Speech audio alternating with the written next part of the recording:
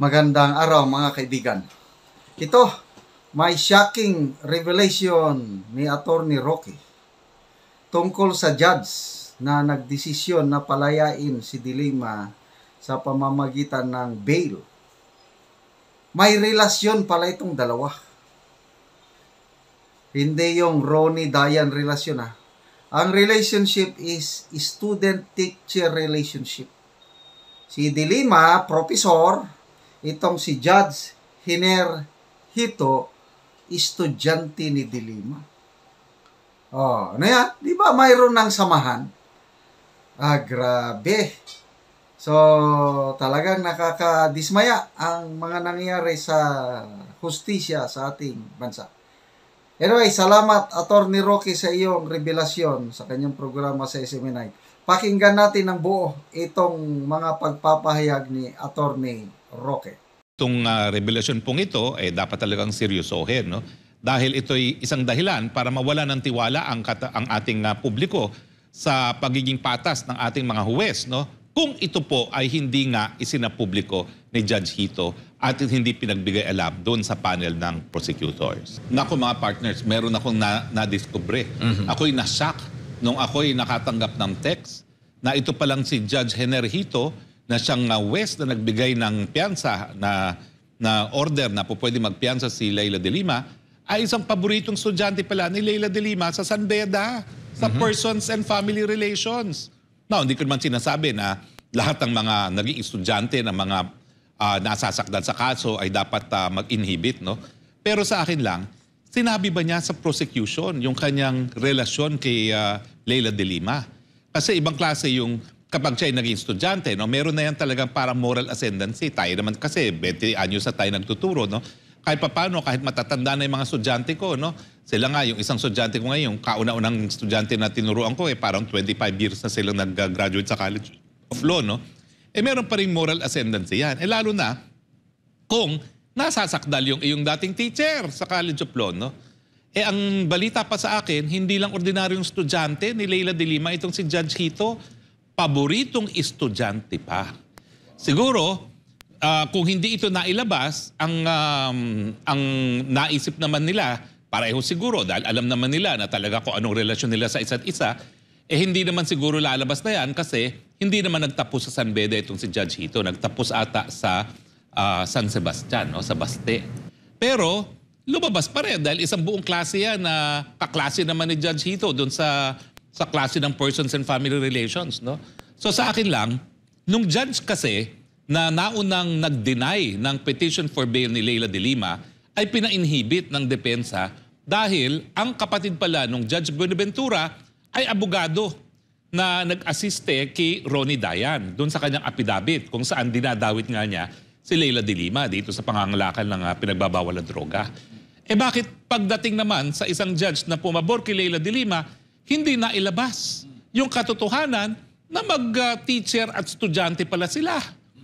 Nako, tingin ko po dapat linawin ito ni Judge Hito, no, at saka ng court administrator.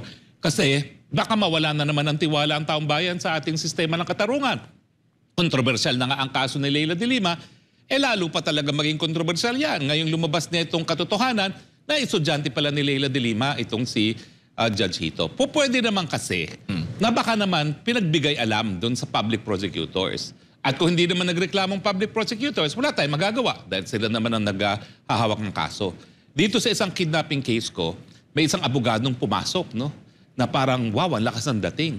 Tapos maya-maya, sinabi ng judge, I'd like to give notice to the parties na attorney so-and-so used to be the branch public prosecutor of this court. Yung pala, dun siya naka-assign sa hukuman na yun bilang piskal. So, hindi naman ako nagreklamo dahil ako naman naniniwala na kahit ano pa mangyari, patas naman yung West na yun, no?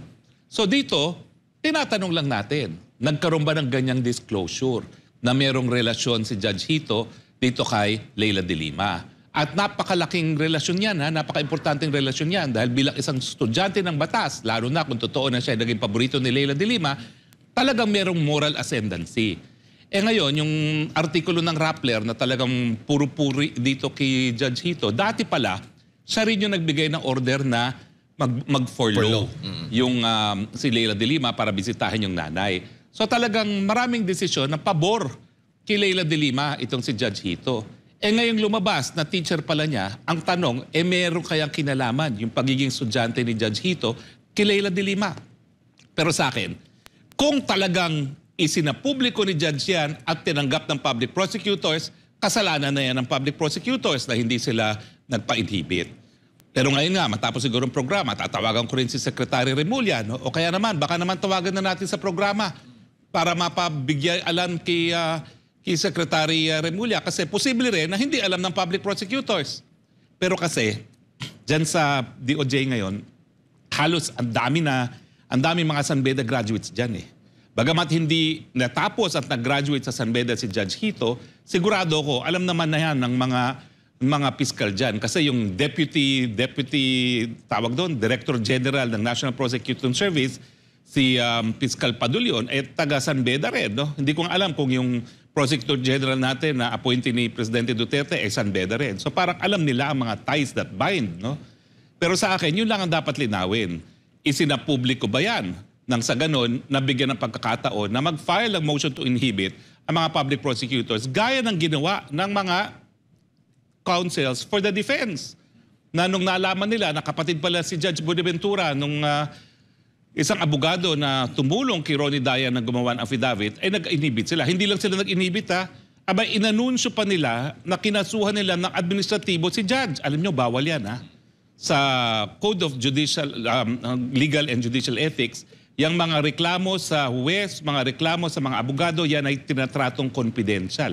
Pero nakita ko na inanunsyo pa nila na sila ay nagkasampa ng kasong administratibo laban dyan kay Judge Buenaventura na nauna nang nagbasura doon sa petition for bail ni Leila de Lima. So subukan nga natin kontakin ngayon si Secretary Remulla para tingnan natin kung nalaman talaga ng public prosecutors itong relasyon na naging paboritong estudyante pala ni Leila de Lima, si Judge Hito. Attorney, tanong ko lang, ano ba yung patakaran sa pag-inhibit halimbawa ng isang judge maliban sa meron siyang kadugo niya yung panig doon sa ano? Well, kahit anong dahilan na magkakaroon man lang ng duda ang publiko na hindi patas ang isang huwes.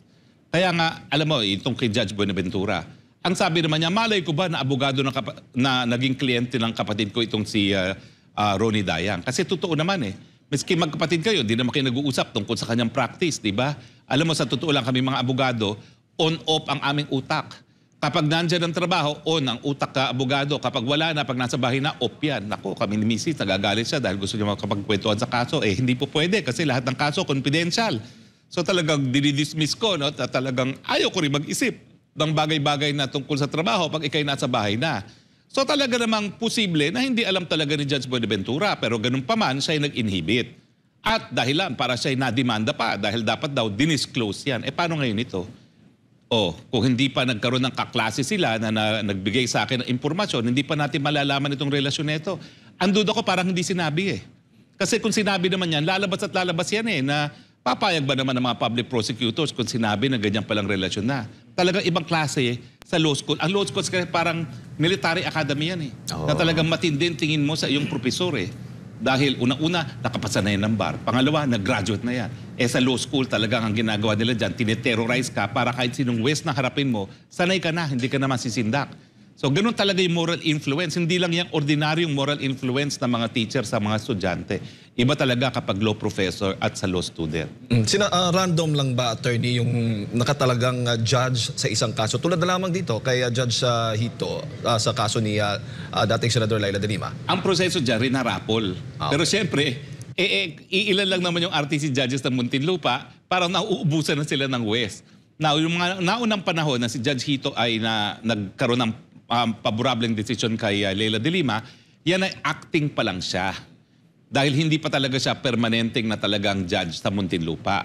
Ngayon, nagkaroon ng memo na pinagbabawal na yung mga acting-acting. Okay? Kaya natigil yung partisipasyon ni Judge Hito. Bagamat isa sa isang pabor kay Leila de Lima na decision niya, yung forlo nga. No?